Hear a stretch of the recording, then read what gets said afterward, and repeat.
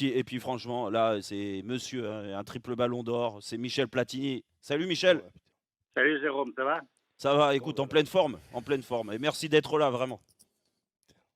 Putain. Michel, ta première réaction? Première réaction, je crois que c'est un ballon d'or tout à fait mérité. Il n'y avait pas de suspense depuis les quarts de finale, demi-finale et finale de la Champions League de cette année. Et c'est tout à fait mérité pour un garçon qui, depuis de très nombreuses années, est remarquable. Quoi, il a un joueur qui a été pris par le Real de Madrid alors qu'il était très jeune. Real Madrid, il ne se trompe pas beaucoup sur les joueurs, Ouais. donc il était déjà très bon à Lyon, et là, il a fait une saison exceptionnelle, il mérite largement son ballon d'or. Michel, est-ce que ça te réconcilie avec le foot? On avait fait un super échange l'année dernière et tu nous parlais de l'individualisme dans le foot. Là, c'est quand même un joueur qui représente le collectif. Bah, écoutez, je crois qu'il a été exceptionnel dans toutes ces années qu'il a été avec le Real Madrid, notamment avec Ronaldo, parce qu'il a su se mettre à son service, il a su être très bon, il a su apporter Ronaldo au sommet. Puis ce qui est plus remarquable encore, c'est que quand Ronaldo est parti à la Juventus, Eh oui. il a pris ses responsabilités et il est devenu ce qu'il est devenu. C'est-à-dire que ce qu'on pressentait quand il était jeune à Lyon, ben, il l'a réalisé. C'est tout à fait mérité. C'est un remarquable joueur. Il a toujours été très bon. Michel, Jean-Michel. bonjour Michel. Comment ça va, mon petit Michel? Ça va, Jean-Michel? Et toi? Très bien, merci. Euh, oui, je sais que ça te fait rire, oui, mais je vais bien. Je vais bien.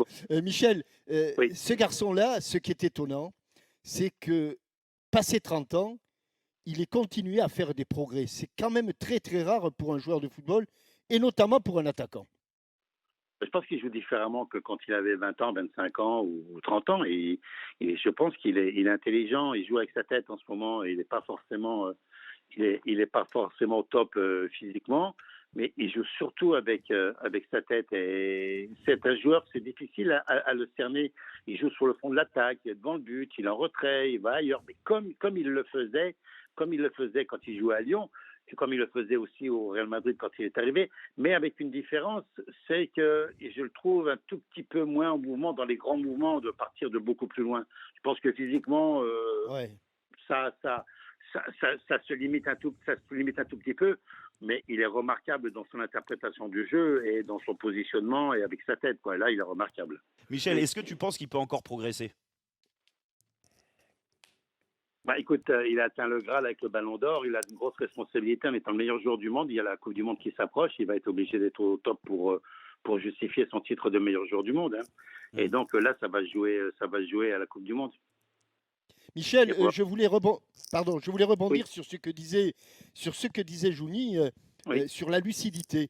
oui. Et quand je jouais avec un certain Michel Platini, j'étais étonné toujours par cette capacité devant le but. Et Benzema est devenu comme ça aussi, de d'avoir un moment de relâchement, de lucidité, pour pas forcément mettre des missiles dans le but, mais toujours placé, toujours au bon endroit. Et je pense que c'est là-dessus qu'il a énormément progressé. C'est ce que j'ai dit, Jean-Michel. J'ai dit qu'il va peut-être moins vite qu'avant, mais il a une perception du football qui est différente et qui s'améliore avec le temps. Il comprend le jeu, il voit le jeu, il sent les adversaires, il a de l'expérience. C'est pas Kylian Mbappé par sa vitesse, ce n'est pas Haaland par sa puissance, mais c'est un autre type de joueur, un style de joueur, tu sais, qui est technique et qui joue avec ses qualités, qui joue avec sa tête. Voilà. Michel, Et j'ai je deux. pense même qu'il avait des qualités physiques très importantes, mais ça n'a pas été c'est pas comme ça que je le vois moi. Hmm. 18h09, c'est l'événement au lendemain du Ballon d'Or de Karim Benzema. On est dans Roten sans flamme On sur en RMC profite, avec Jean-Louis. Michel Platini, Juninho, Mathieu Bodmer, Jérôme Roten, Jean-Michel Larquet. Ouais, vas-y Jérôme. Ouais, Michel, j'ai les deux dernières questions, vraiment. La première, est-ce que tu penses qu'avec ce Ballon d'Or, il rentre dans les légendes françaises du football? Absolument. Oui, oui, bien sûr, bien sûr. Euh,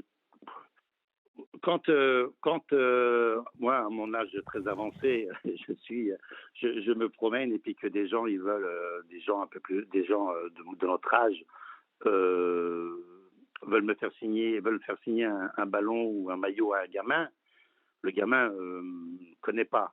En revanche, quand il dit oui, mais il a gagné 3 ballons d'or, alors il ouvre des yeux, je te raconte pas. Le ballon d'or est devenu quelque chose de très important dans la jeunesse d'aujourd'hui. C'était beaucoup moins important, je pense, à notre époque, le ballon d'or. C'était une distinction sympathique, mais bon, ce n'avait pas le côté un peu aujourd'hui mondial festif, quoi. qu'ils ont aujourd'hui. Et aujourd'hui, gagner un ballon d'or, je pense que tu rentres dans le Gotha des grands footballeurs du monde. Oui. Bien sûr.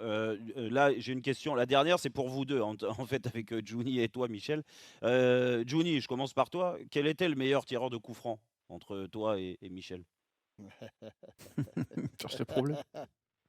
Juni, Il y a plus que ça. hein? C'est qui le Non, meilleur, bah, alors? Karim aussi, je te dis, Jérôme, tu sais Arrête, Karim tu aussi, bottes en il marquait touche. des coups francs aussi. Hein. Ah ouais. Je te dis, on s'entraînait à l'époque, il savait aussi tirer des coups francs très bien. Il marquait un contre Saint-Etienne, je crois. À la fin, c'était. Mathieu, il s'en magnifique, souvient. c'était- Ouais. Tu mets j'en Jouni souviens. et Michel Porto. dans C'est la même toi ou équipe Michel? et t'as le coup franc meilleur. Gate. Voilà. Ah, je le laisse tirer à chaque fois. De temps en temps, j'allais à côté pour fêter ensemble.